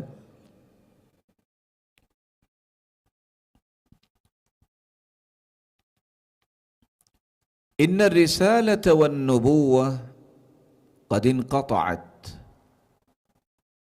رسالت اور نبوت منقطع ہو گئی ہے. اور ساتھ ہی یہ فرمایا فلا رسول بعدی ولا نبی، میرے بعد نہ کوئی رسول آئے گا اور نہ کوئی نبی آئے گا. یہ مسند احمد کی روایت ہے، یہ مسند احمد کی روایت ہے جس میں رسول اللہ صلی اللہ علیہ وآلہ وسلم نے اس بات کی طرف بھی اشارہ کر دیا کہ میرے بعد کوئی رسول بھی نہیں آئے گا اور کوئی پیغمبر، کوئی نبی بھی نہیں آئے گا. مسند احمد 13824. آپ صلی اللہ علیہ وآلہ وسلم سے ایک 13ویں روایت سیدنا ابو امامہ رضی اللہ تعالیٰ عنہ بیان کرتے ہیں، یہ صحیح الجامع کی روایت 7875. آپ صلی اللہ علیہ وآلہ وسلم نے فرمایا وَإِنَّ اللَّهَ عَزَّ وَجَلَّ لَمْ يَبْعَثْ نَبِيًّا إِلَّا حَذَّرَ أُمَّتَهُ الدَّجَّالَ وَأَنَا آخِرُ الْأَنْبِيَاءِ وَأَنْتُمْ آخِرُ الْأُمَمِ، کوئی بھی ایسا پیغمبر نہیں جس نے دجال کے بارے میں اپنی امت کو نہ ڈرایا ہو. میں آخری پیغمبر ہوں اور میرے صحابہ آپ آخری امت. ایک 14ویں روایت میں سیدنا ابو ہریرہ رضی اللہ تعالی عنہ بیان کرتے ہیں کہ رسول اللہ صلی اللہ علیہ وآلہ وسلم نے فرمایا فَإِنِّي آخِرُ الْأَنْبِيَاءِ، میں انبیاء کے سب سے آخر میں آیا ہوں. وَإِنَّ مَسْجِدِي آخِرُ الْمَسَاجِدِ، اور میری مسجد سب سے آخری مسجد ہے جو کسی پیغمبر نے بنائی ہے. صحیح مسلم 1394. اور ایک 15ویں روایت میں سیدنا ابو امامہ الباہلی رضی اللہ تعالی عنہ بیان کرتے ہیں رسول اللہ صلی اللہ علیہ وآلہ وسلم نے فرمایا ایھا الناس انہ لا نبی بعدی، سلسلہ صحیحہ 3233، لوگو میرے بعد کوئی نبی نہیں آئے گا. ولا امت بعدکم، اور تمہارے بعد کوئی امت نہیں ہوگی. الا فاعبدوا ربکم، خبردار تم اپنے رب کی عبادت کرنا. وصلوا خمسکم، 5 نمازیں پڑھنا. وصوموا شہرکم، اور رمضان المبارک کے روزے رکھنا. وادوا زکاة اموالکم، اور اپنے مالوں کی زکوٰۃ دینا.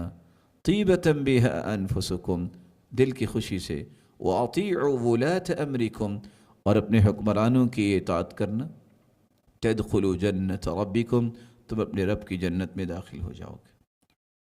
ایک 17ویں روایت میں رسول اللہ صلی اللہ علیہ وسلم نے فرمایا، ایک 16ویں روایت رسول اللہ صلی اللہ علیہ وسلم کے متعلق ابو قتیلہ بیان کر رہے ہیں.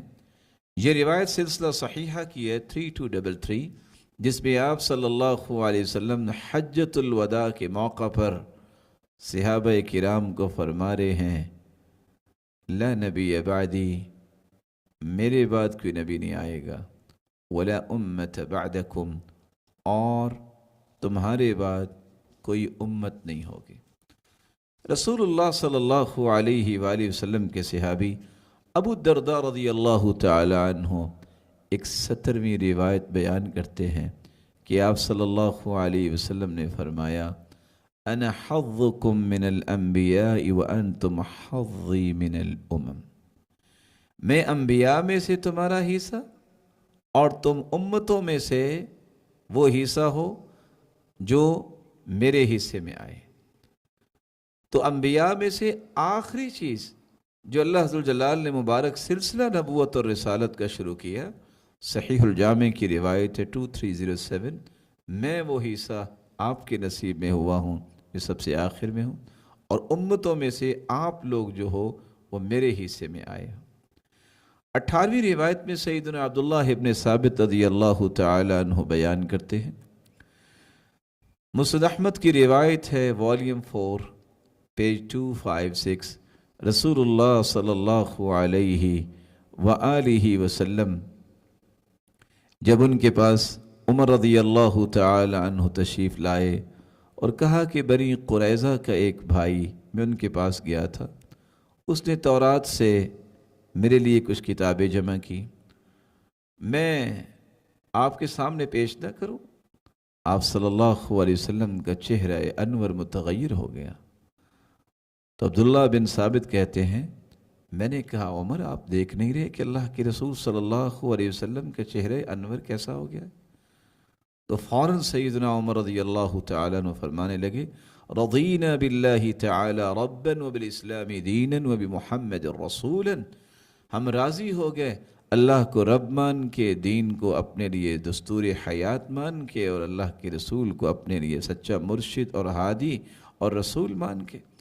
فسر عن النبی صلی اللہ علیہ وسلم، تو وہ کیفیت جو ناراضگی کی تھی رسول اللہ صلی اللہ علیہ وسلم کی دور ہو گئی۔ پھر آپ نے فرمایا والذی نفس محمد بیدی، اس ذات کی قسم جس کے ہاتھ میں محمد کی جان ہے، لو اصبح فیکم موسیٰ ثم اتبعتموه وترکتمونی لضللتم انکم حظی من الامم وانا حظکم من النبیین۔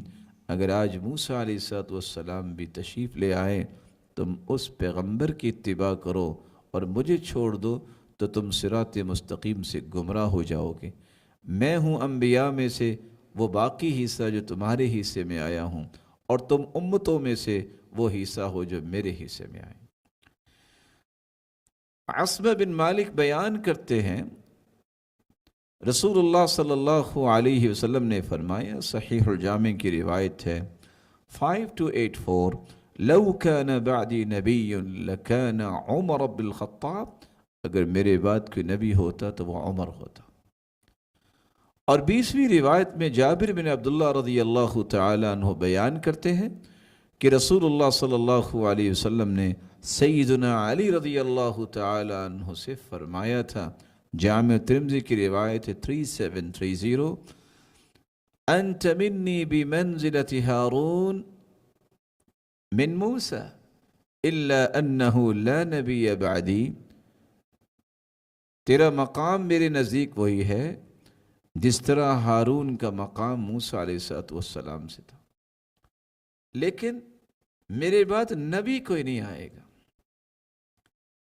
تو آپ صلی اللہ علیہ وآلہ وسلم کی ختم نبوت کے متعلق اللہ نے وحی اتاری، انبیاء سے اقرار لیا، پھر قیامت کو بھی تمام انبیاء اس بات کا اقرار کریں گے، لوح محفوظ میں بھی لکھا، پھر پوری کائنات سے قیامت کے دن بھی اقرار لیا جائے گا۔ اور اس پر مستضاد آپ صلی اللہ علیہ وسلم کی 20 احادیث آپ نے سنی، اور 21ویں حدیث اس فتنے کو بھی آشکارا کرتی ہے جس فتنے میں آج لوگ پڑے ہیں۔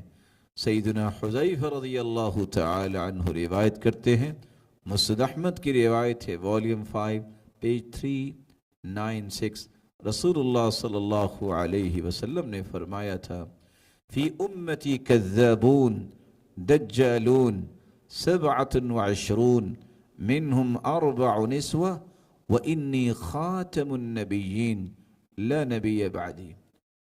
میری امت میں کذاب جھوٹے لوگ آئیں گے، دجال دجل کرنے والے دھوکے باز آئیں گے. 27 27 منہم 4 نسوہ 4 عورتیں ہوں گی. اور دوسری روایت آپ سن چکے 30 لوگ ایسے آئیں گے جو نبوت کا دعویٰ کریں گے اور جھوٹے ہوں گے، دجال ہوں گے. آج تاریخ ہمیں بتاتی ہے کہ سب سے پہلے اسود عنسی نے 11 ہجری کو نبوت کا دعویٰ کیا. فیروز دیلمی نے محل میں گھس کر اس کی گردن توڑ کر اسے ہلاک کر دیا. مسیلمہ کذاب اٹھا جس نے نبوت کا دعویٰ کیا 12 ہجری میں. وحشی بن حرب نے رضی اللہ تعالیٰ عنہ نے جنگ یمامہ میں اسے نیزہ مار کے ہلاک کر دیا. زتاج لقیط بن مالک اسدی اس نے بھی 12 ہجری میں نبوت کا دعویٰ کیا. سیدنا ابو بکر صدیق رضی اللہ تعالی عنہ نے اس کی سرکوبی کے لیے ایک لشکر بھیجا اور اسے مار دیا گیا. مختار ثقفی 27 ہجری میں نبوت کا دعوے دار بنا. مصعب بن عمیر رضی اللہ تعالی عنہ سے جنگ میں یہ جہنم واصل ہوا. حارث کذاب دمشقی نے 69 ہجری میں نبوت کا دعویٰ کیا. عبد الملک بن مروان کے حکم پر اسے قتل کر دیا گیا.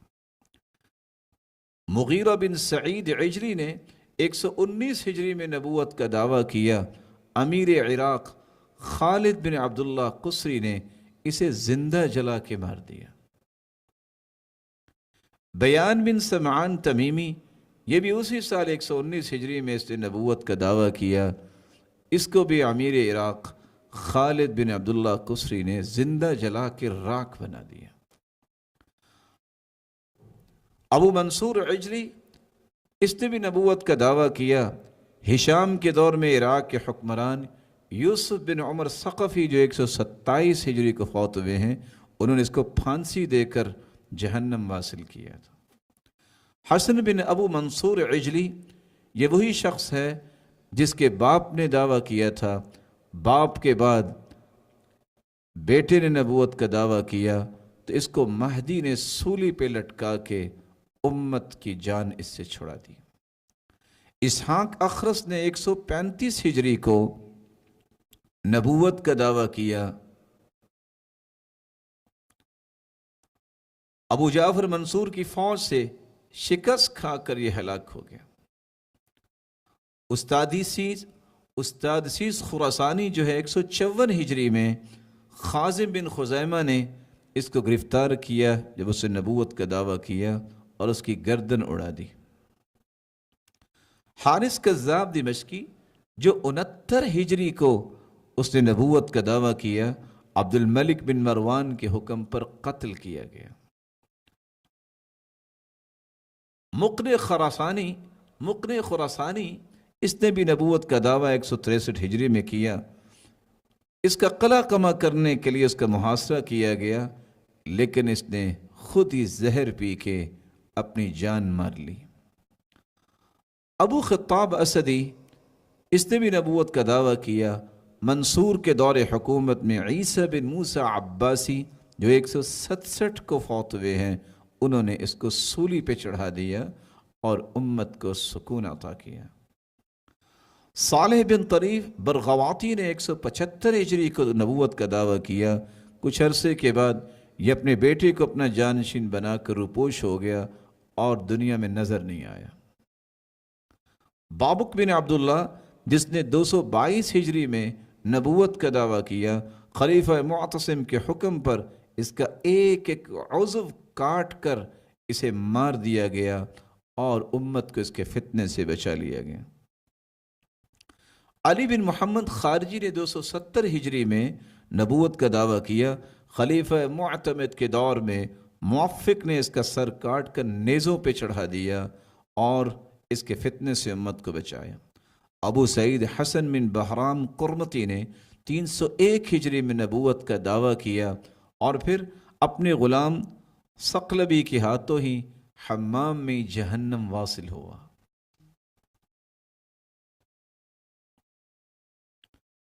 علی بن فضل یمنی اٹھا، اس نے بھی 303 ہجری میں نبوت کا دعویٰ کیا، بغداد کے لوگوں نے اسے زہر دے کے مار دیا۔ حامیم بن من اللہ مجلسی جو ہے، حامیم بن من اللہ مجلسی نے بھی 319 ہجری کو نبوت کا دعویٰ کیا، لشکر اسلامی نے محاصرہ کیا اور اس کو شکست دی اور اس کا سر اڑا دیا اور سر لے کر خلیفہ کو بھجوا دیا۔ عبدالعزیز باسندی نے 332 ہجری کو نبوت کا دعویٰ کیا، قبیلہ مسعودہ سے لڑائی کرتے ہوئے احواز کے مقام پر یہ بھی جہنم رسید ہوا۔ ابو منصور عبسی برغواتی نے 369 ہجری کو نبوت کا دعویٰ کیا، بلکین بن زہری نے جنگ میں اسے ہلاک کر دیا۔ اصغر تغلبی اٹھا جس نے 439 ہجری میں نبوت کا دعویٰ کیا، نصر الدین دولہ نے اسے پہلے گرفتار کیا، جیل میں ڈالا اور اسے مار دیا۔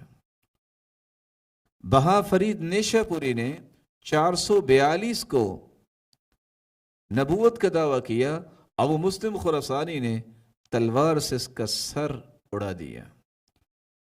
احمد بن قسی 560 ہجری میں نبوت کا دعوے دار بنا، حاکم عبد المؤمن نے اس کو گرفتار کروا کر جیل میں ڈالا اور اسے ہلاک کر دیا۔ عبد الحق مرسی نے 668 ہجری میں نبوت کا دعویٰ کیا، اس نے ایک روز فسد کروایا جس وجہ سے خون اس قدر نکلا کہ وہ خود ہی ہلاک ہو گیا۔ عبدالعزیز طرابلسی اٹھا، 717 ہجری میں اس نے نبوت کا دعویٰ کیا، حاکم طرابلس نے اسے گرفتار کیا اور اسے قتل کر دیا۔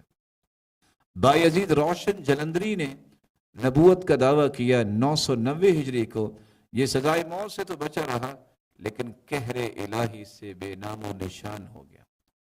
سید علی محمد باب نے 1266 ہجری میں نبوت کا دعویٰ کیا، بادشاہ ناصر الدین کے حکم سے اسے گولی مار کر ہلاک کر دیا گیا اور لاش شہر سے باہر پھینک دی گئی تاکہ لوگوں کے لیے عبرت بن جائے۔ بہاء اللہ نوری نے 1308 ہجری کو نبوت کا دعویٰ کیا، سزائے موت سے تو بچا رہا لیکن قہر الہی سے بے نام و نشان ہو گیا۔ 30واں کذاب اور دجال غلام احمد قادیانی اٹھا 1326 ہجری 1908 عیسوی میں، اس نے نبوت کا دعویٰ کیا، یہ سزائے موت سے تو بچا رہا لیکن قہر الہی سے یہ بے نام و نشان ہو گیا۔ رسول اللہ صلی اللہ علیہ وسلم نے سچ فرمایا تھا، کذاب اور دجال اٹھیں گے جو کہیں گے کہ ہم نبی ہیں اور سب جھوٹے ہوں گے۔ ویسے تو اور بھی بہت سارے لوگوں نے اس طرح کی حماقتیں کرنے کی خواہش بھی کی اور قدم بھی بڑھایا، لیکن ان 30 لوگوں کا تذکرہ آپ کے سامنے کیا گیا ہے جن کے لوگ پیروکار بھی تھے۔ ویسے خال تو ایسے لوگ اور بھی اٹھے جنہوں نے اس طرح کی حماقت کی اور بے نام و نشان ہو گئے۔ بیگا مسلم، مجھے اور آپ کو یہ سمجھنا چاہیے کہ جب یہ فتنہ کھڑا ہوا جس نے نبوت کا دعویٰ کیا غلام احمد قادیانی نے، تو ان لوگوں کی گمراہیاں کون سی ہیں؟ یہ اللہ عز و جلال کی توہین کرنے والا انسان، براہین احمدیہ جس کے پیج نمبر 144 اور اس کے حصہ نمبر 5 میں جس نے بات لکھی ہے، وہ کیا کہتا ہے؟ کیا کوئی عقل مند اس بات کو قبول کر سکتا ہے کہ اس زمانے میں خدا سنتا تو ہے مگر بولتا نہیں؟ پھر بعد اس کے یہ سوال ہوگا کیوں نہیں بولتا؟ نعوذ باللہ، کیا لکھتا ہے؟ کیا زبان پر کوئی مرض لاحق ہوگی؟ یہ اللہ کی بھی توہین کرنے والا تھا۔ اس کذاب اور دجال نے رسول اللہ صلی اللہ علیہ وسلم کی بھی گستاخیاں کی، اور کہتا ہے روحانی خزائن کے اندر، اور اس کی کتاب ہے ایک غلطی کا ازالہ، محمد رسول اللہ والذین معہ اشداء علی الکفار، لکھتا ہے اس وحی میں میرا یعنی مرزا کا نام محمد رکھا گیا ہے والعیاذ باللہ، اور رسول بھی لکھا گیا۔ سیدنا عیسیٰ علیہ السلام کے بارے میں اس نے کس طرح گستاخانہ گفتگو کی ہے، مسلمانوں کو اس بات کی خبر ہونی چاہیے۔ وہ لکھتا ہے حاشیہ انجام آتم کے صفحہ نمبر 6 پر کہ عیسیٰ علیہ السلام کو گالیاں دینے اور بد زبانی کو اکثر عادت تھی والعیاذ باللہ، کہ اللہ کے پیغمبر عیسیٰ علیہ السلام کیا ان کی زبان اقدس ایسی تھی؟ اور وہ لکھتا ہے کہ شاید لوگوں کو اس بات کا علم ہے کہ نہیں، وہ اپنے نفس کو جذبات سے نہیں روک سکتے تھے۔ آپ کو کس قدر جھوٹ بولنے کی بھی عادت تھی، جو نبی کے بارے میں اس طرح کے الفاظ لکھتا ہو اور بولتا ہو، اس کی دجالی اور اس کے کذب اور دروغ گوئی کے بارے میں کیا کہا جا سکتا ہے؟ رسول اللہ صلی اللہ علیہ وآلہ وسلم سے پہلے سیدنا عیسیٰ علیہ السلام تشریف لائے، جس کے بارے میں وہ لکھتا ہے کہ آپ کا خاندان بھی نہایت پاک اور مطہر تھا۔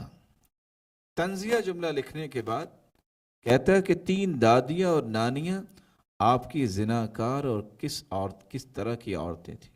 سیدنا عیسیٰ علیہ السلام کے متعلق یہاں تک اس نے لکھا کہ بھلا یہ کیسے ہو سکتا ہے کہ ان کا نعوذ باللہ من ذالک ایک مسلمان کی زبان بھی قوت نہیں پکڑتی، جو اس نے لکھا کہ اللہ کے پیغمبر کا میلان غلط عورتیں یعنی کنجریوں کی طرف تھا۔ جو انبیاء کی اس قدر توہین کرنے والا اور صحابہ کرام کے بارے میں لکھنے والا کہ سیدنا ابو ہریرہ رضی اللہ تعالی عنہ غبی تھے، درایت اچھی نہیں رکھتے تھے، اس ہستی کے بارے میں کہ جس جیسا حافظ حدیث صحابہ کرام میں کوئی نہیں تھا، اور کس طرح اس نے نزول وحی کا دعویٰ کیا، اور کہتا ہے خدا تعالیٰ کی قسم کھا کر کہتا ہوں میں ان الہامات پر اسی طرح ایمان لاتا ہوں جیسے قرآن شریف پر اور خدا کی دوسری کتابوں پر۔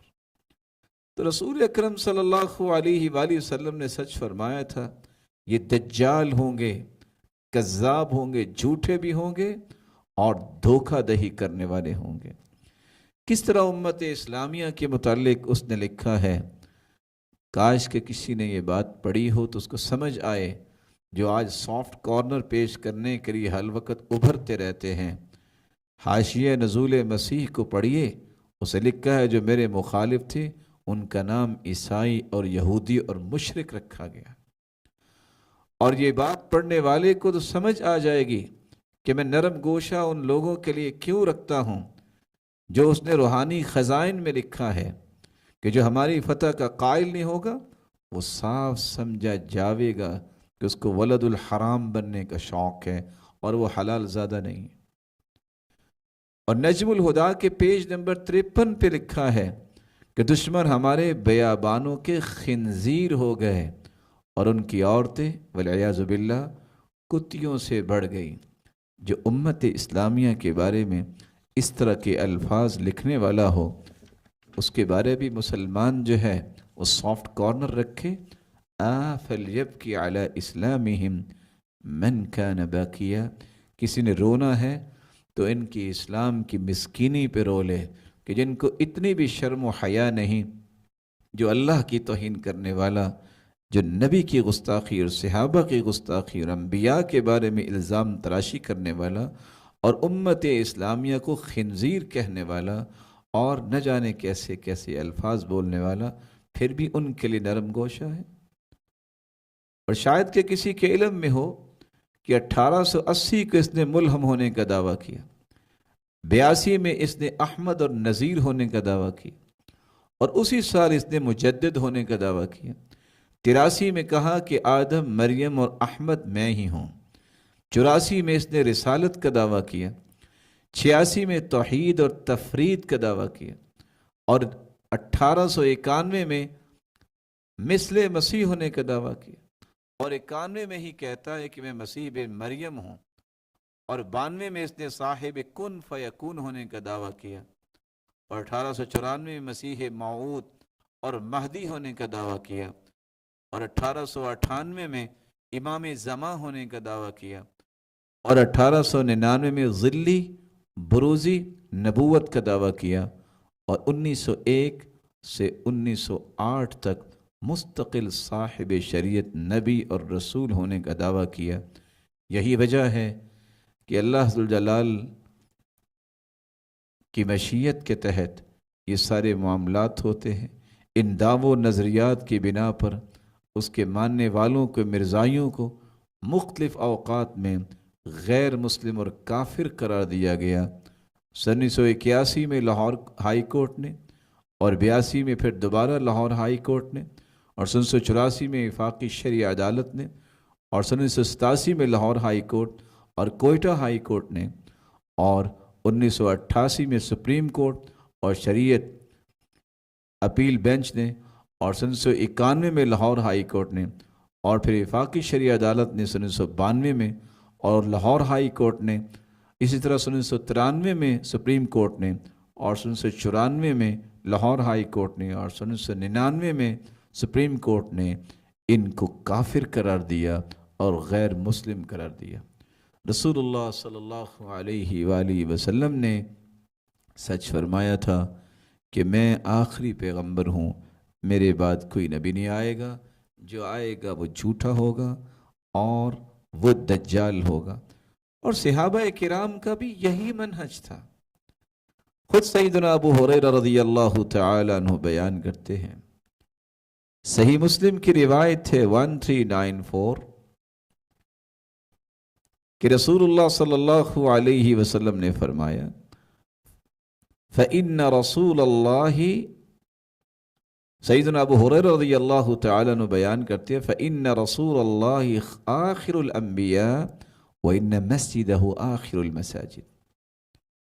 رسول اللہ صلی اللہ علیہ وسلم آخری پیغمبر ہیں، اور اللہ کے رسول صلی اللہ علیہ وسلم کی مسجد آخری مسجد ہے جو کسی پیغمبر نے بنائی۔ سعید بن وہب بیان کرتے ہیں کنت عند عبد اللہ بن الزبیر، مصنف ابن ابی شیبہ کی روایت ہے 30564، میں عبداللہ ابن زبیر رضی اللہ تعالی عنہ کے پاس تھا، فقیل له ان المختار یزعم انه یوحى الیہ، کہ مختار ثقفی نے اس بات کا دعویٰ کیا ہے کہ اس کی طرف وحی ہوتی ہے۔ تو عبداللہ ابن زبیر کیا فرماتے ہیں؟ صدق، وہ صحیح کہہ رہا ہے۔ پھر انہوں نے آیت پڑھی هل انبئکم علی من تنزل الشیاطین تنزل علی کل افاک اسیم، ہاں شیطان اس کی طرف وحی لے کے آتا ہوگا۔ قرآن کی آیت یہ پڑھ کے استدلال لیا کہ یہ جھوٹا اور گنہگار ایسا ہی کہتا ہے۔ سیدنا انس رضی اللہ تعالی عنہ روایت کرتے ہیں، اور یہ صحیح مسلم کی روایت ہے 6472، رسول اللہ صلی اللہ علیہ وسلم کے صحابی سیدنا ابو بکر صدیق رضی اللہ تعالی عنہ، جو تمام صحابہ میں سے افضل صحابی ہیں، وہ فرماتے ہیں اللہ کے رسول صلی اللہ علیہ وسلم کی وفات کے بعد کہ عمر آؤ ہم ام ایمن کی زیارت کریں، کیونکہ اللہ کے رسول صلی اللہ علیہ وسلم بھی ان کی زیارت کیا کرتے تھے۔ جب وہاں پہنچے تو وہ رونے لگ گئی۔ دونوں صحابہ نے پوچھا کہ آپ کیوں رو رہی ہیں؟ کہتی میں کیسے نہ روؤں، میں اس بات پہ رو رہی ہوں کہ ان الوحی قد انقطع من السماء، کہ وحی آسمان سے منقطع ہو گئی ہے، کیونکہ وحی کا نزول اللہ کے رسول صلی اللہ علیہ وسلم کی طرف ہوتا تھا۔ نتیجتاً فہیجتہما علی البکاء فجعلا یبکیان معها، تو اس بات پر سیدنا ابو بکر صدیق رضی اللہ تعالی عنہ اور سیدنا عمر رضی اللہ تعالی عنہ بھی رونے لگ گئے۔ صحیح بخاری کی روایت ہے 6194، اسماعیل بیان کرتے ہیں میں نے ابن ابی اوفا سے پوچھا کہ کیا آپ نے اللہ کے رسول صلی اللہ علیہ وسلم کے بیٹے ابراہیم کو دیکھا، قال مات صغيرا ولو قضي ان يكون بعد محمد نبي عاش ابنه ولكن لا نبي بعده. چھوٹی عمر میں اللہ کے پاس وہ چلے گئے. اگر اللہ ذوالجلال کا فیصلہ ہوتا کہ اللہ کے رسول کے بعد کوئی پیغمبر ہوں گے تو اللہ ذوالجلال اپنے محبوب کے بیٹے کو زندہ رکھتے، لیکن اللہ کے رسول نے فرمایا ہے کہ میرے بعد کوئی نبی نہیں آئے. سلف صالحین کا بھی یہی موقف تھا. امام طحاوی بیان کرتے ہیں ان محمدن عبدہ المصطفیٰ، بلا شبہ رسول اللہ صلی اللہ علیہ وسلم اللہ ذوالجلال کے چنے ہوئے بندے ہیں. وَنَبِيُّهُ الْمُجْتَبَى، اور چنیدہ پیغمبر ہیں. وَرَسُولُهُ الْمُرْتَضَى، اور پسندیدہ جس سے اللہ راضی ہو چکے ہیں چنیدہ رسول ہیں. وَإِنَّهُ خَاتَمُ الْأَنْبِيَاءِ وَإِمَامُ الْأَتْقِيَاءِ، وہ آخری پیغمبر ہیں اور اتقیاء کے امام ہیں. وَسَيِّدُ الْمُرْسَلِينَ وَحَبِيبُ رَبِّ الْعَالَمِينَ، وہ تمام رسولوں کے سردار ہیں، تمام جہانوں کے محبوب ہیں. وَكُلُّ دَعْوَ النُّبُوَّةِ بَعْدَهُ فَغَيٌّ وَهَوَى، اور اس ہستی کے بعد نبوت کا دعویٰ یہ ہلاکت ہے اور خواہش پروری ہے. وَهُوَ الْمَبْعُوثُ إِلَىٰ عَامَّةِ الْجِنِّ وَكَافَةِ الْوَرَىٰ بِالْحَقِّ وَالْهُدَىٰ وَبِالنُّورِ وَالضِّيَاءِ. اللہ ذوالجلال نے اس ہستی کو انسانوں اور جنوں کے لیے، تمام انسانیت کے لیے مبعوث فرمایا ہے، حق کے ساتھ، ہدایت کے ساتھ، نور اور روشنی کے ساتھ. اور عبد القاہر بغدادی فرمایا کرتے تھے کل من اقر بنبوت نبینا محمد صلی اللہ علیہ وسلم، جو شخص بھی اقرار کرتا ہے ہمارے پیغمبر کے بارے میں، اقر بانہ خاتم الانبیاء والرسل واقر بتأبید شریعته ومنع من نسخها وقال ان عیسی علیہ السلام اذا نزل من السماء ينزل بنصرة شریعة الاسلام ويحيي ما احیاه القرآن ويميت ما اماته القرآن. جس شخص نے بھی اقرار کیا ہے کہ میں اللہ کے رسول کو مانتا ہوں، اسے اس بات کا اقرار کرنا ہوگا کہ اللہ کے رسول آخری پیغمبر رسول ہیں اور ان کی شریعت ابد الآباد ہے، وہ منسوخ نہیں ہو سکتی، قیامت تک وہی شریعت چلے گی. اور عیسیٰ علیہ السلام بھی آسمان سے نازل ہوں گے جو اسلام کی شریعت کے مددگار ہوں گے اور اس چیز کو زندہ کریں گے جس کو قرآن نے زندہ کیا، اور اس چیز کو ماریں گے جس کو قرآن نے مارا ہے. اور اسی بات پہ ہی متواتر احادیث ہیں. لا نبی بعدی، اللہ کے رسول صلی اللہ علیہ وسلم نے فرمایا تھا میرے بعد کوئی نبی نہیں آئے گا. ومن رد حجت القرآن والسنہ فہو الکافر، جس نے قرآن اور سنت کی دلیل کا رد کیا وہ کافر ہے. رسول اللہ صلی اللہ علیہ وآلہ وسلم نے یہ خوشخبری سنائی تھی کہ قیامت کے دن پوری کائنات کو آخر اس بات کا اقرار کرنا ہوگا. سنن ابی داود کی روایت ہے 4753، جب ساری کائنات رسول اللہ صلی اللہ علیہ وسلم کے پاس آئے گی تو وہاں یہ کہے گی. صحیح الجامع کی روایت ہے 1466 اور صحیح بخاری کی روایت ہے 471، یا انت رسول اللہ و خاتم الانبیاء، آپ اللہ کے رسول بھی ہیں، خاتم النبیین بھی ہیں، ہمارے لیے سفارش کیجئے. اشفع لنا الی ربک. بلکہ اگر غور کیا جائے تو سنن ابی داود کی روایت تو بتاتی ہے کہ مرنے کے بعد قبر میں ہی وہ شخص پھنس جائے گا جو ختم نبوت کا قائل نہیں ہے. سنن ابی داود 4753، جس میں رسول اللہ صلی اللہ علیہ وسلم فرماتے ہیں جب میت کو قبر میں ڈالا جاتا ہے 2 فرشتے آئیں گے اور وہ سوال کریں گے من ربک، تمہارا رب کون ہے؟ ما هذا الرجل الذي بعث فيكم، بتاؤ نا وہ کون سی ہستی مبعوث کی گئی تھی تمہارے درمیان. اگر تو اس کا جواب ہوگا کہ وہ رسول اللہ صلی اللہ علیہ وسلم ہیں تو پھر تو انعام ملے گا. انعام یہ ہے کہ اللہ ذو الجلال فرمائیں گے افرشوہ من الجنہ، اس کے نیچے جنتی بچھونے بچھا دو. البسوہ لباس الجنہ، اسے جنتی لباس پہنا دو.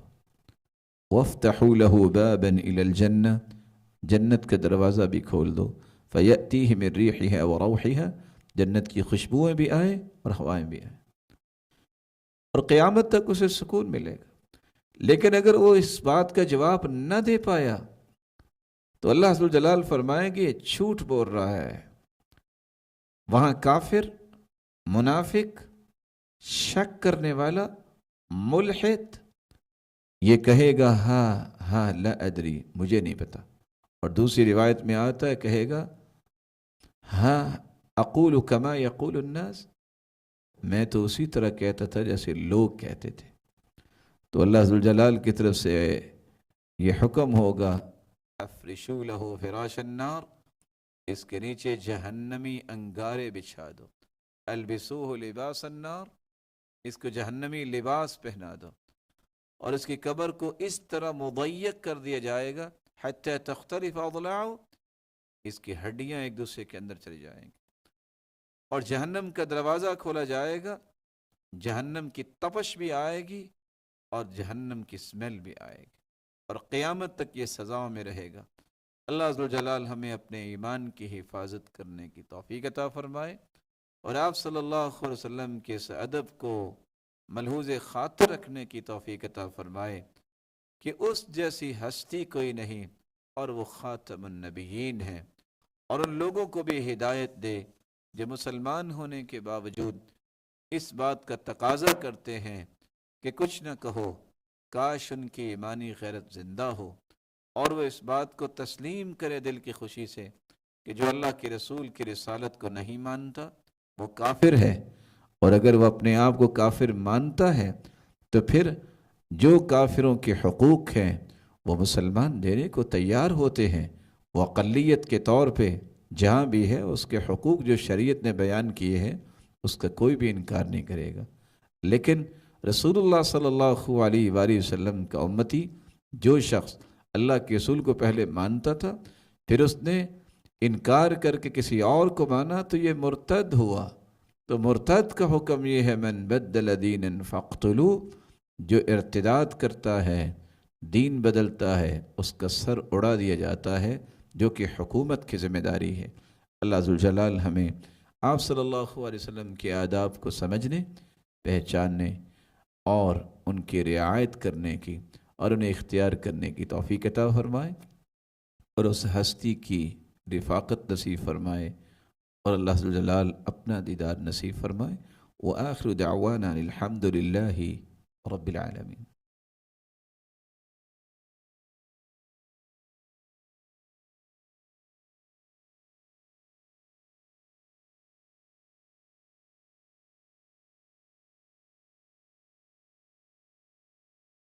سبحان ربك رب العزة عما يصفون وسلام على المرسلين والحمد لله رب العالمين.